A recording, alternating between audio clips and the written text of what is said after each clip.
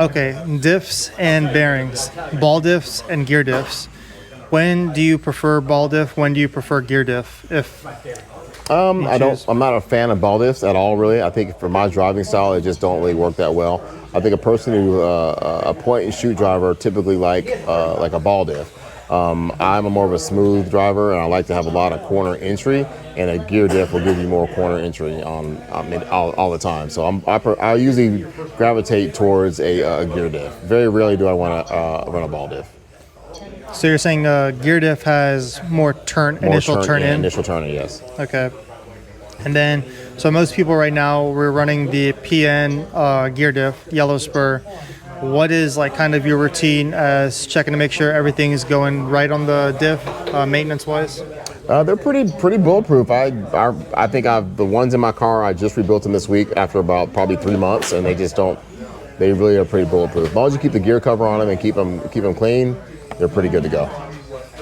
And then you don't really use ball diffs, but going back to the gear diffs, what do you use to clean the gear diffs? Possibly, what do you use as like a lube or even like a diff grease, like your go-to stuff to do the maintenance? Yeah, so I have a jeweler's cleaner that I put naphtha in, actually, NAPTHA, and I run like a 8 or 9 minute cycle with heat.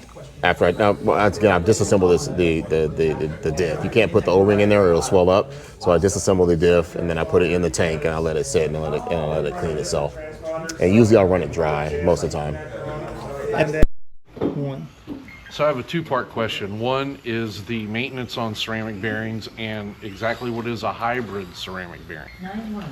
Any bearing we buy are hybrids. The hybrid's going to be ceramic balls and then the stainless steel outside and races. So that's standard. A true ceramic bearing is like all ceramic. They're like white. I don't even know if you can buy them in our size. Not really sure. As far as maintenance goes, like I was saying earlier, I have a jeweler's cleaner.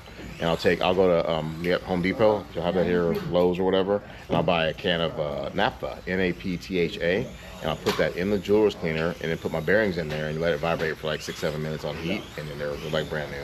And if you just have the PN, the PN thing that is the shaker or whatever. Yeah, the shaker. That's good enough. You can just shake them. It's okay, but it doesn't get the vibration. The sonic gets everything out of it. That works for at the track or whatever. But if you're at home, quick clean. Yeah, let them in there. Let them in there and go. Right. Okay, thanks a lot.